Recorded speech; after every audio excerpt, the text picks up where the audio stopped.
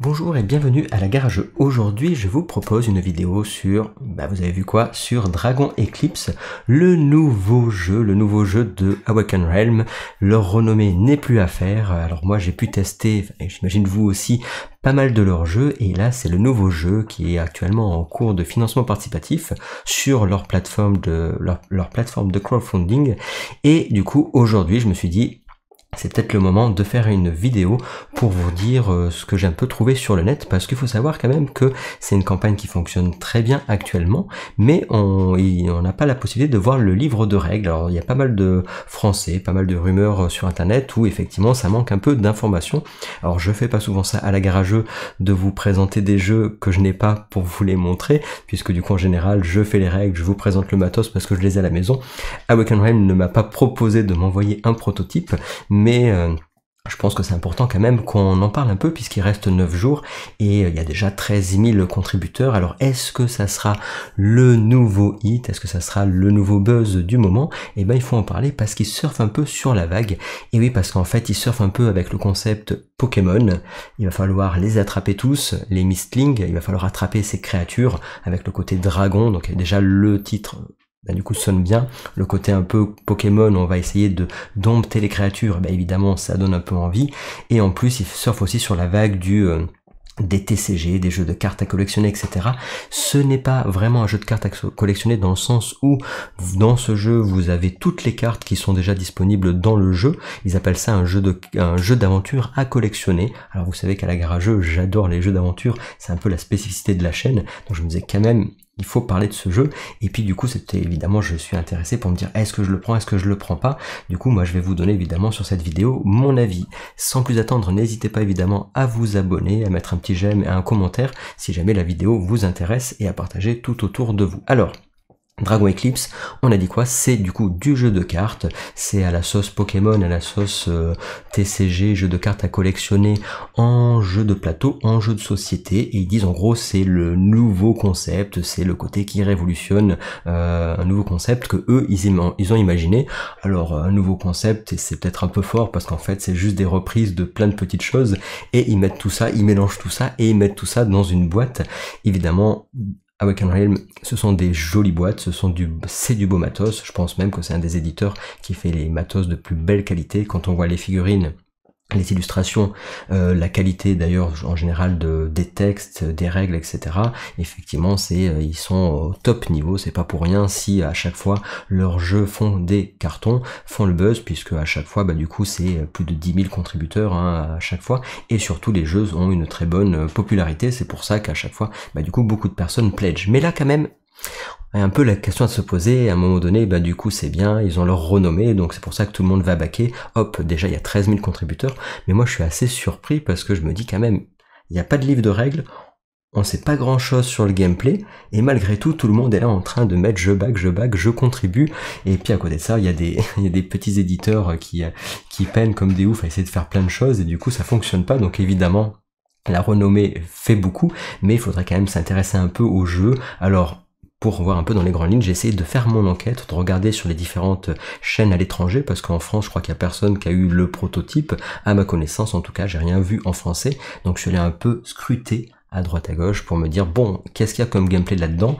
Voilà, après moi ça m'arrive souvent de pas regarder le gameplay, mais les règles sont disponibles, donc du coup si j'ai pas envie de regarder le gameplay c'est mon problème, mais les règles sont dispo. Là ce qui est étonnant c'est que du coup ils arrivent à faire le buzz malgré qu'on ne connaisse presque rien sur le gameplay. Ça je dis c'est assez fort. Alors pourquoi ils font le buzz?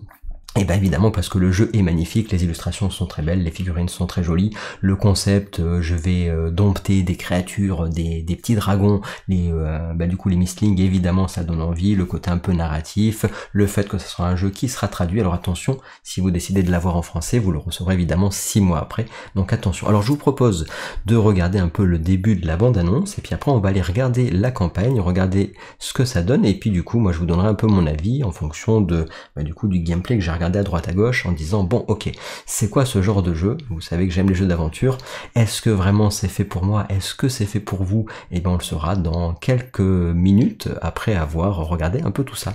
Allez, sans plus attendre, déjà je vous propose de lancer le début de leur bande-annonce. C'est parti. Et en avant, hop. Donc voilà, donc effectivement, vous voyez, là on a une jolie boîte, rien que la boîte elle donne envie, alors je sais pas si c'est...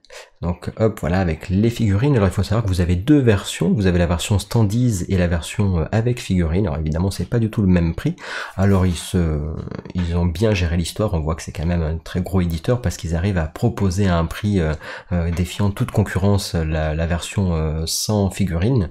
Et là on voit que les illustrations du jeu sont très jolies, alors c'est du coup du jeu de cartes, jeu d'aventure à collectionner, mais vous avez toutes les cartes déjà dans la boîte, et c'est un jeu du coup qui fait penser à pas mal de styles de jeux, comme par exemple Warhammer Underworld et d'autres jeux comme ça, où du coup vous jouez des cartes et vous allez déplacer vos figurines sur la map, et là vous voyez que du coup on va pouvoir collectionner, trouver des nouvelles créatures à dompter, et ensuite du coup on va les récupérer et pouvoir les utiliser pour partir en combat, et on va avoir aussi évidemment de l'histoire, etc. Alors c'est un jeu, donc je disais, avec... Ils disent du deck building, mais attention, c'est très léger. Et là, on voit effectivement les scénarios où on va pouvoir se balader un peu à la, un peu à la Tainted Grail, un peu à la Etherfields, etc. Donc là, vous voyez, voilà, on se déplace pas tant que ça sur ce jeu. Ce jeu, il y a un petit goût de Flamecraft pour ceux qui connaissent au niveau du visuel, en tout cas. Je vous parlerai aussi de ce que j'avais pensé, mais c'est vrai que ça, il surfe un peu sur la vague. Et là, on voit effectivement que vous avez les côtés, les cartes brillantes, etc. Quelle carte vous allez jouer, on va en parler tout à l'heure de comment ça fonctionne, les scénarios aussi, donc ces scénarios où on va se déplacer sur une map, le temps nous sera compté, et du coup on pourra pas tout faire, donc il faudra choisir vers où on veut aller, et on pourra pas tout avoir. Il faut savoir que des créatures dans la boîte d'origine, vous en avez déjà... Hop, on va arrêter là parce que ça va suffire, voilà, et on revient sur ma jolie bouille. Donc des créatures au départ, ils en proposent 21 de Mistling, si je dis pas de bêtises, et ils en débloquent 9 pendant la campagne participative, donc au total ça nous fait 30 créatures que vous pouvez débloquer. Alors c'est un jeu qui se joue en solo, et c'est un jeu qui peut se jouer à 2 joueurs, donc du coup 2 joueurs en coopératif, et c'est ce qui fait entre guillemets un peu l'intérêt des joueurs en disant tiens, du jeu d'aventure à collectionner où on peut jouer solo et coop, il y en a pas tant que ça. C'est vrai que souvent du coup les TCG on joue les uns contre les autres, ou en tout cas dans ce genre de jeu, sauf que là encore une fois vous avez toutes les cartes dans la boîte. Alors on retourne de suite sur mon autre écran, et on va... Donc on voit sur la campagne qui sont déjà à plus de 2 millions, plus de 13 000 contributeurs. Il reste encore 9 jours, donc il reste du temps. Donc je vous disais tout à l'heure, un projet qui est localisé aussi en français. Voilà, donc 1 à 2 joueurs, durée de jeu, les parties environ 60 minutes. Il faut savoir que vous allez pouvoir jouer en gros entre 25 heures, c'est marqué pour la campagne du jeu. Alors ils ont déjà rajouté des entre 25 et 30 heures, ils ont déjà rajouté une mini scénario qui rajoute encore 3-4 heures de jeu, et ils disent qu'en gros il y a 12 ou 13 scénarios, voilà. Donc un jeu où vous pouvez jouer solo, en coop. Alors moi, pour avoir vu le gameplay, le coop ça me semble intéressant parce que du coup vous pouvez jouer des cartes pendant le tour de votre coéquipier pour booster ses mistlings et ses actions, donc ça c'est plutôt sympa au niveau des interactions. Alors ils nous disent pourquoi participer aujourd'hui, parce qu'évidemment vous allez payer 2 fois moins cher qu'en prix boutique, et puis parce que évidemment ils veulent vous faire le côté marketing. Alors honnêtement je trouve que c'est un jeu ils ont vraiment beaucoup axé sur le marketing. Quand on voit les illustrations, les boîtes, tout ce qu'il y a, c'est vraiment le gros paquet cadeau, bel emballage, etc. Maintenant c'est pas parce qu'il y a un bel emballage que le gameplay suit derrière, et c'est ça la question, telle est la question, est-ce que le gameplay y suit derrière ce bel emballage? Maintenant si on veut le jeu pour collectionner dans sa ludothèque, pour avoir une jolie boîte et des jolies illustrations et des jolies figurines, bon du coup il n'y a même pas besoin de discuter, vous pouvez le prendre sans plus attendre parce que c'est évidemment toujours très beau ce qu'il propose comme matos. Maintenant si vous cherchez un jeu avec un gameplay assez profond, en tout cas ça dépend de votre style de jeu, et on va voir ça sans plus attendre. Donc là, qu'est-ce qu'il raconte? On nous dit qu'il y a 3 modes de jeu. Donc la partie campagne, je vous expliquais tout à l'heure. Ensuite, on a une partie arène où vous allez pouvoir jouer du 1 contre 1. Et vous avez un roguelite, en fait, où vous avez les scénarios. Vous allez pouvoir faire une partie, et à chaque fois que vous gagnez un ennemi, vous allez gagner un objet ou des choses, entre guillemets. Et après, vous allez pouvoir continuer un peu plus loin. Donc c'est jusqu'à ce que vous perdiez. Donc en gros, c'est essayer d'aller le plus loin possible en mode de roguelite. Donc ça, c'est un mode qui est plutôt intéressant, qui est plutôt sympa. Et là, dans tout ce qu'ils proposent, dans les formules qu'ils proposent en tout cas, on peut jouer que jusqu'à 2 joueurs, sauf si vous prenez l'extension qui s'appelle l'Arena, on le verra tout à l'heure, une Temed, qui permet de pouvoir jouer en 2 contre 2 ou en FFA, donc pour pouvoir jouer à plus de 2 joueurs, mais pour ça il faut prendre l'extension, sinon c'est maxi 2 joueurs. Voilà, donc là, bah oui, c'est joli, hein, on avait dit tout à l'heure, de toute façon, ça c'est sûr, et là on voit que le prix, et ben c'est là qu'on voit qu'il y a, effectivement, ils ont les moyens pour produire énormément, et pour nous faire un jeu à 55 $, avec la version standees, donc effectivement à ce prix là ça défie toute concurrence. Et il faudra rajouter évidemment les TVA, les taxes applicables, et si vous prenez la version avec figurines, vous êtes à 119 $. Voilà, la différence, c'est que vous avez les figurines sur la grosse version, vous avez bon, les deux cas, les stretch goals évidemment, mais on a un emballage premium, alors ça c'est vraiment n'importe quoi, mais je vous dirai tout à l'heure ce que c'est. L'encyclopédie des Mistling, donc pour avoir un petit classeur de 8 pages pour mettre vos créatures que vous avez trouvées, ok, pourquoi pas. Bon, 60 marqueurs acryliques, ça c'est toujours sympa, et une grosse boîte pour évidemment tout ranger, ça par contre c'est cool. Voilà, donc là je vous l'ai dit tout à l'heure, le nombre d'aventures, vous avez beaucoup de matos quand même, plus de 600 cartes, des cartes actions, les journaux d'aventure, donc le roguelite on le disait tout à l'heure, tout ça c'est dans le jeu de base. Alors, vous avez la campagne, la version arène joueur contre joueur dedans, plus le roguelite, tout ça c'est à l'intérieur de la boîte. Et là on vous montre la différence des deux, donc avec la fameuse boîte de rangement en plus si jamais vous prenez la version améliorée du jeu, et ça c'est toutes les belles créatures que vous allez pouvoir dompter dans le jeu, les différentes créatures que vous allez pouvoir trouver avec leurs capacités. Donc à chaque fois on va les affronter, et si vous arrivez à les affronter, on va vous demander dans le jeu, en fait il y aura des prérequis pour arriver à les dompter, et si jamais vous arrivez à faire les prérequis, ben vous pourrez peut-être dompter les créatures qui après pourront évoluer, qui auront elles-mêmes une quête personnelle. Et si vous faites la quête perso de votre créature, et bien peut-être qu'elle pourra s'exalter, en tout cas elle aura une version plus forte si jamais vous réussissez la quête de votre créature. Mais en gros, vous faites un combat, dans les combats il n'y aura pas toutes, mais certaines créatures pourront être domptées à condition d'avoir sur une carte, on vous donne les prérequis pour pouvoir la dompter, et si vous arrivez à la dompter, vous la récupérez, vous la levelez, et vous avez une quête pour pouvoir la mettre exaltée, etc. Elle aura une deuxième forme. Et donc il y en a évidemment qui sont les élémentaires de feu, les élémentaires de vent, d'eau, etc. Et ça va jouer évidemment sur votre gameplay, puisque du coup vous n'aurez pas les mêmes aptitudes. Et là on voit que du coup les créatures elles ont quoi quand vous les jouez? Elles ont des points de vie, des points d'attaque, des points de déplacement. Même si c'est un jeu où vous n'avez pas tant de déplacement que ça, il y a évidemment des points de déplacement, puisque ça joue sur les endroits où vous allez vous déplacer sur la map, ça va vous donner des bonus ou des malus, et puis vous allez pouvoir tanker ou pas, c'est-à-dire prendre les dégâts du monstre, et ça c'est plutôt sympa à 2 joueurs. Cet aspect de qui c'est qui prend, ce qu'on appelle l'aggro. Donc vous allez avoir un jeton, et ce jeton du coup globalement quand vous êtes jeton aggro, jeton premier joueur, vous risquez de prendre la plupart du temps vous prenez l'aggro du monstre, donc vous prenez il va vous cibler. Mais évidemment il y a des capacités qui permettent de reprendre le taunt, donc de reprendre ce jeton aggro, et puis des fois certains monstres iront taper entre guillemets celui qui a pas le jeton, ce jeton là. Mais ça joue pas mal sur le côté coop, c'est plutôt sympa de cette gestion de qui c'est qui va prendre l'aggro durant la partie. Donc voilà, des points de vie, etc. Et donc après évidemment ils ont des actions spéciales, une carte action spéciale, et puis ils ont leurs actions qui leur sont propres dans le deck de cartes que vous aurez. Donc là chacune a ses spécificités, et en gros quand vous allez trouver des nouvelles cartes, et du coup quand vous allez faire le petit côté deck building, et en fonction de votre élément, du coup vous pourrez rajouter certaines cartes si ça correspond à votre élément, ou si ça correspond à tous les éléments. Donc c'est pour ça qu'il y a ce côté deck building qui est quand même assez restreint dans le jeu, puisque vous allez jouer qu'avec 10 cartes que vous allez mélanger. Vous en aurez 4 faces visibles que vous pourrez jouer.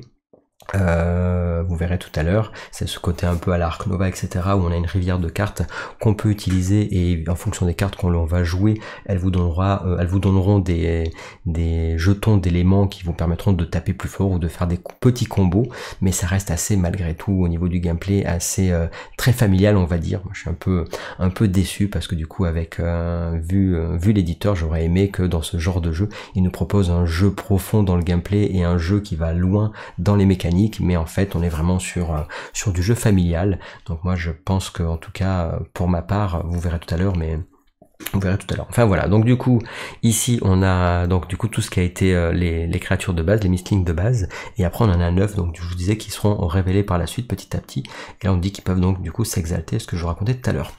Le côté booster, ça c'est du grand n'importe quoi, ça c'est vraiment n'importe quoi, donc voilà, pour ce que je disais, ils surfent sur le côté JCC, jeu de cartes à collectionner, puisque en gros dans votre boîte, si vous prenez la version premium, vous allez ouvrir vos boosters et vous allez avoir comme ça vos cartes légendaires, vos cartes rares ou vos cartes communes comme dans les jeux de cartes à collectionner, sauf que dans tous les cas, quoi qu'il arrive, vous aurez tous les mêmes cartes dans votre boîte de base, donc c'est juste pour le plaisir d'ouvrir des paquets.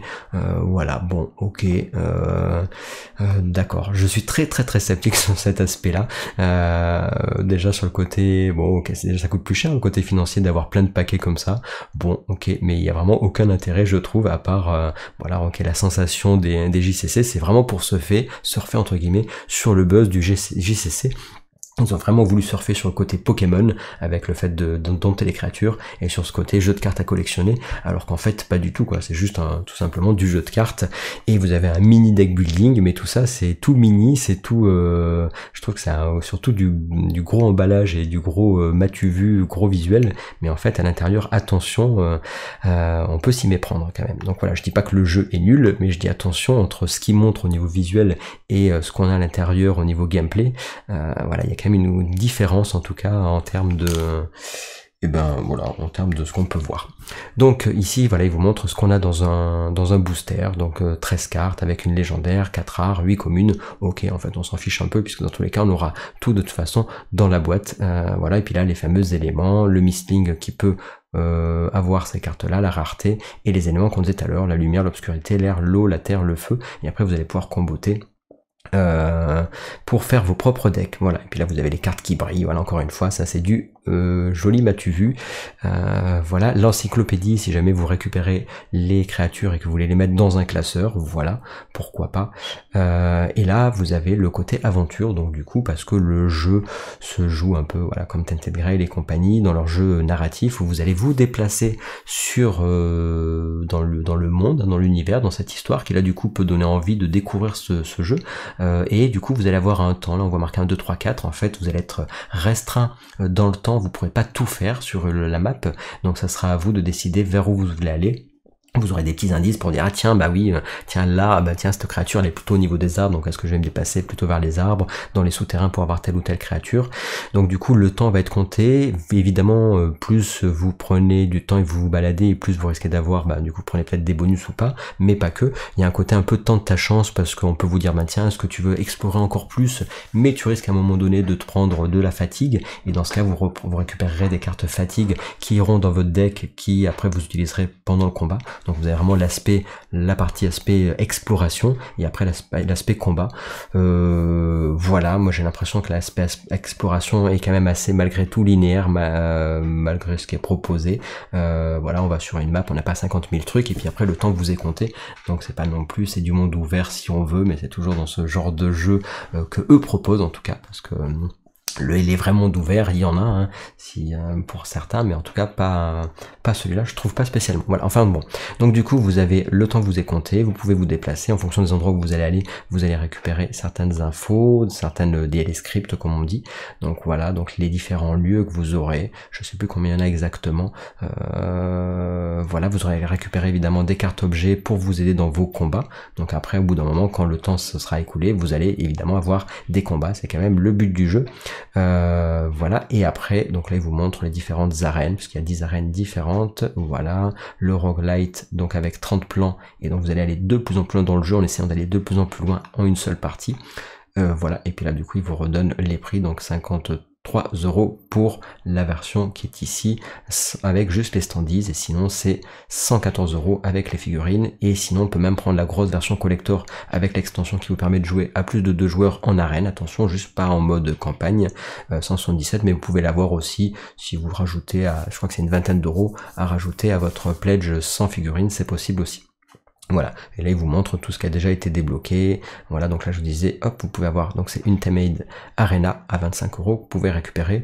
Vous pouvez récupérer des boîtes de rangement pour les decks de combat, des playmats évidemment, des cartes alternatives parce que du coup elles sont jolies, donc on vous propose des cartes alternatives si vous avez envie. Voilà, si vous étiez contributeur au début, sinon ça a payé en plus, vous aviez un Mistling en plus, voilà. Joli petit Mistling. Les terrains, donc les miniatures packs, voilà. Et puis là, du coup, donc on voit tout ce qu'on débloque petit à petit, dont d'ailleurs, je vous disais tout à l'heure, voilà, un nouveau scénario avec un peu plus d'heures de jeu, voilà, des pages en plus à découvrir. Voilà, alors est-ce que là-dessus c'est tout? Moi j'ai peut-être... Hop!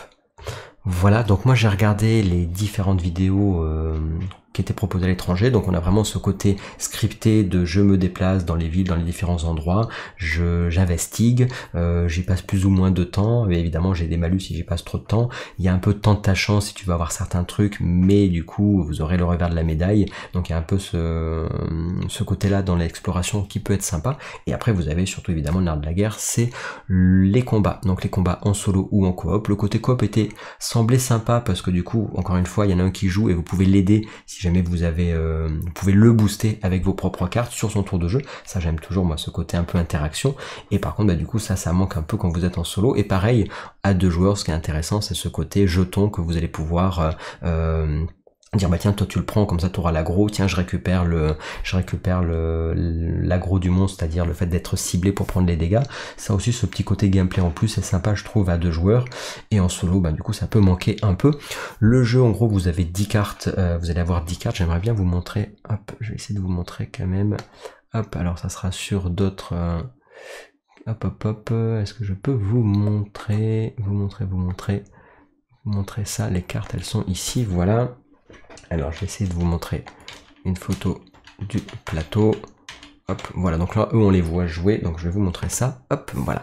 Donc là c'est ils ont fait une vidéo en fait démo à 2 joueurs, et donc là on les voit effectivement chacun a, comme vous voyez sur les côtés là, on va avoir une deck de 10 cartes. Au début bah, vous avez le deck qu'on vous propose, et petit à petit vous allez pouvoir construire, améliorer ce deck avec de nouvelles cartes, mais dans tous les cas vous avez, en tout cas au début de ce qui est marqué sur les protos et tout, ça a l'air de rester à 10 cartes, donc du coup ça reste assez très limité on va dire. Et vous voyez sur le côté droit et gauche là il y a 2 joueurs qui jouent donc en coop contre un ennemi, et en fait on voit que les cartes c'est une rivière de cartes, donc ils vont être révélés et vous allez pouvoir jouer votre rivière de cartes, et vous avez donc votre Mistling qui a des points de vie etc, qui a certaines capacités d'attaque. On voit qu'il y a une petite carte en fait où il y a ses aptitudes, et en gros, ce jeu va se jouer avec les éléments. Vous voyez que là, il y a des éléments. Je sais pas si vous voyez bien en gros. Mais en gros, voilà, vous avez ici une petite flamme là que vous voyez au-dessus des cartes. Donc, si par exemple, vous jouez cette carte qui est à droite, et ben du coup, vous allez gagner, en plus de la jouer, vous allez jouer la carte et vous allez gagner une flamme. Si vous jouez celle qui est en deuxième, vous allez gagner 2 flammes. L'autre aussi, celle d'après, vous allez gagner 3 flammes. Donc, en gros, enfin, ces flammes là, ces jetons, vont vous permettre en fait de faire des combos du genre activer votre capacité spéciale ou d'activer d'autres cartes. Donc, vous avez en gros une capacité sur votre carte qui des fois vous dit ben tiens vous allez pouvoir l'utiliser pour rajouter de la défense, vous allez pouvoir l'utiliser pour par exemple défausser 2 autres cartes et révéler d'autres cartes, et donc ça vous permet comme ça d'essayer de faire des mini combos, ou en tout cas de dire ben tiens je vais plutôt jouer la carte à quel moment donné je vais jouer mes cartes. C'est surtout le timing qui est important, puisque du coup si je défausse une carte après comme c'est une rivière, bah du coup ça va, les nouvelles cartes vont arriver, mais du coup elles auront que un token d'élémentaire, et évidemment plus vous attendez, plus elles vont arriver sur l'endroit où il y a 3 tokens, et dans ce cas là vous allez gagner plus de jetons élémentaires, et donc avec ces éléments vous allez pouvoir faire plus de dégâts, puisque souvent les cartes vous disent bah voilà, si tu as tant de jetons tu vas pouvoir faire tant de dégâts en plus ou telle capacité. Pareil sur la capacité spéciale de votre Mistling qui va vous dire voilà, je sais pas sur celle que c'est, mais des fois ça vous dit si vous avez 6 jetons, bah du coup vous pouvez faire telle capacité, je crois que c'est limité à 10 jetons, mais donc c'est ce côté rivière de cartes, on révèle, on en a 10, on en choisit une parmi les 4 qui sont révélées, en fonction de l'endroit où elle est placée, on va gagner des jetons d'éléments, et du coup ces éléments on va les stocker sur notre Mistling, et à un moment donné on pourra les utiliser en fonction des cartes que l'on va jouer, des combos qui vont dire voilà défausser tant d'éléments pour faire ça en plus ou pour utiliser notre capacité spéciale. Donc à la fois on peut utiliser nos capacités spéciales ou nos actions de notre Mistling de base, plus une carte que vous aurez choisie sur votre tour, et si cette carte elle vous dit du coup rejouer une autre carte, ou alors si vous dépensez tant de tokens vous pouvez rejouer, je me dis n'importe quoi, 2 cartes ou défausser 2 cartes, c'est comme ça que vous allez faire un peu les combos du jeu. Ça reste très comment dire, très familial, c'est vraiment le gameplay est très accessible, donc l'avantage c'est que vous pouvez y jouer en famille, c'est vraiment je pense le but qu'ils ont imaginé, et je pense qu'il y aura plus tard d'autres extensions, voilà, mais on n'est pas du tout sur du combo à la Street Masters par exemple, où là vous avez vraiment des combinaisons de cartes de folie. Là en gros du coup vous jouez une carte et après vous la remplacez pas directement, il me semble que du coup une fois que vous avez utilisé la carte vous devez attendre la fin de votre tour pour la remplacer, donc ça veut dire que dans tous les cas vous pourrez pas faire comme ça, épurer tout votre deck sur un tour, vous en avez utilisé une, vous pouvez utiliser peut-être les autres si vous avez un combo pour utiliser d'autres cartes, sinon vous en utilisez qu'une seule sur votre tour, ou en tout cas au maximum les 4, sauf si ça vous dit évidemment de repiocher, mais sinon vous êtes quand même très limité. C'est pas un jeu avec des gros maxi combos, en tout cas de ce qu'on voit sur les vidéos sur internet. Donc c'est pour ça que de ce qu'on voit, enfin voilà, en tout cas c'est vraiment, évidemment j'y ai pas joué, j'ai juste regardé les vidéos comment elles tournaient, où on voit que on n'a pas énormément de déplacements non plus sur la map, en gros ça reste effectivement je me déplace. Qu'est-ce que j'y fais? On va peut-être voir sur d'autres. Hop là ici on voit différentes cartes, là ce que je disais c'est donc du coup qu'est-ce que vous faites sur les maps, ça c'est la phase d'exploration, vous avez un timer et qu'est-ce que j'y fais. Et en haut, là ici en haut à gauche on voit quoi? On voit en fait par exemple l'ennemi, le Mistling qu'on va affronter.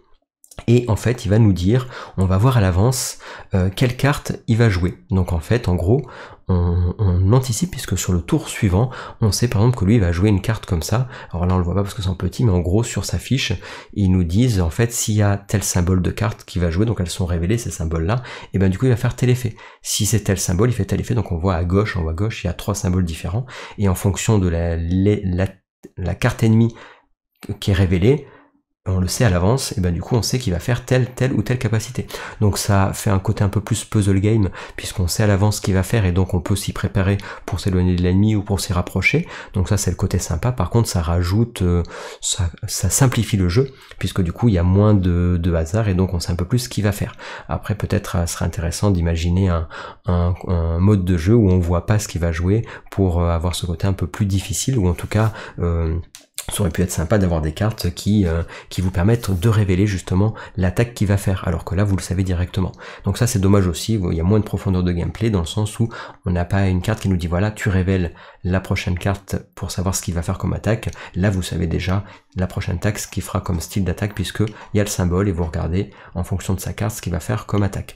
Évidemment c'est thématique, donc ils vont faire des attaques, donc là on voit les symboles, mais évidemment leurs attaques vont correspondre évidemment à leurs éléments et à leur style de jeu. Mais voilà comment marche un peu l'ennemi. Donc du coup vous jouez sur votre tour une de vos cartes, en fonction de l'endroit où est placée votre carte vous allez gagner des jetons d'éléments. Ces jetons d'éléments vous allez peut-être pouvoir les utiliser pour faire votre capacité spéciale de votre héros. Là on vous dit voilà si vous avez 6 vous faites tel truc en plus, ou alors pour faire les capacités spéciales de la carte que vous avez récupérée.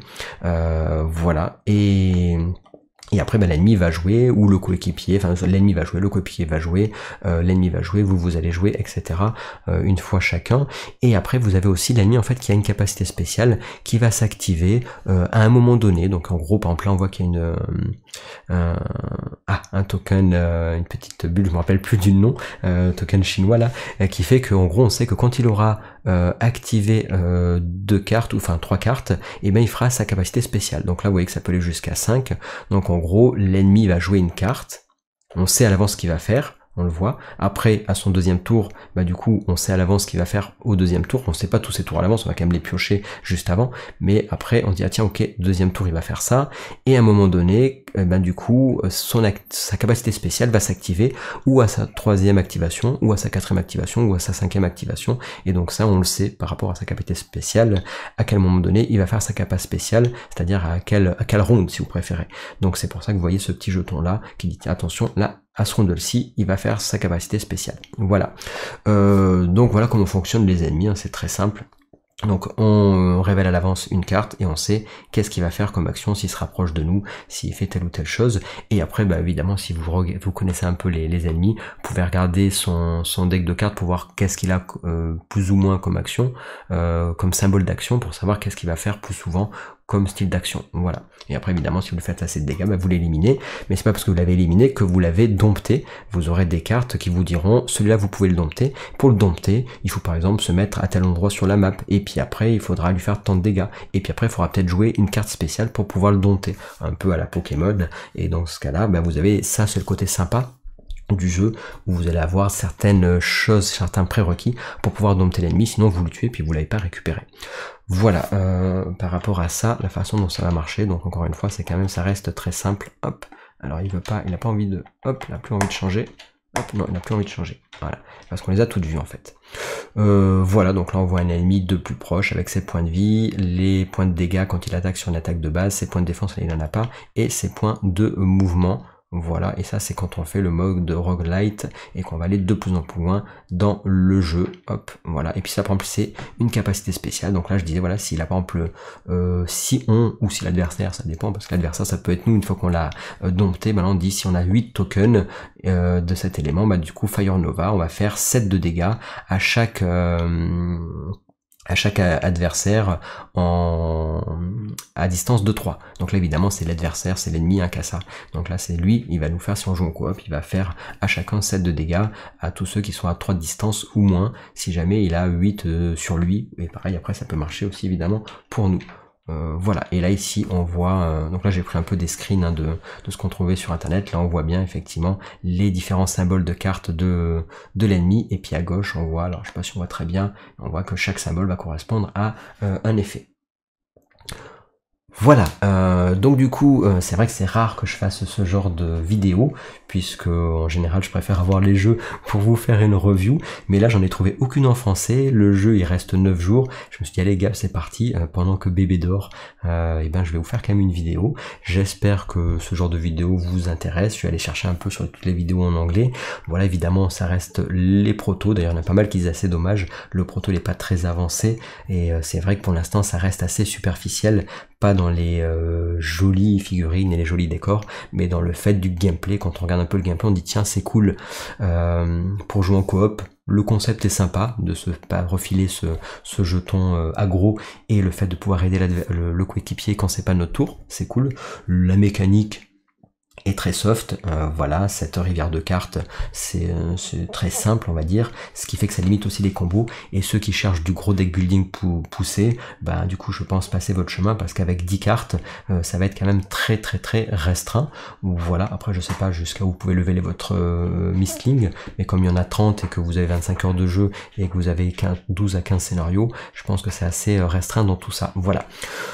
Pour ma part, pour finir cette vidéo, je vous avoue qu'au début je dis jeu de cartes, enfin jeu d'aventure à collectionner avec des dragons, je dis c'est parti, j'y vais quoi, je voulais pledger, puis j'ai regardé un peu plus loin, je dis franchement en solo bof, voilà, enfin pour moi en tout cas, pour ma part je trouve ça assez bof, parce que ça manque de piment, ça manque un peu de challenge, de difficulté, ça manque un peu de profondeur, voilà tout simplement, en tout cas à ce que j'en ai vu, hein, c'est pour ce que j'en ai vu, et par rapport à mes goûts à moi, je me dis bon en solo je passe.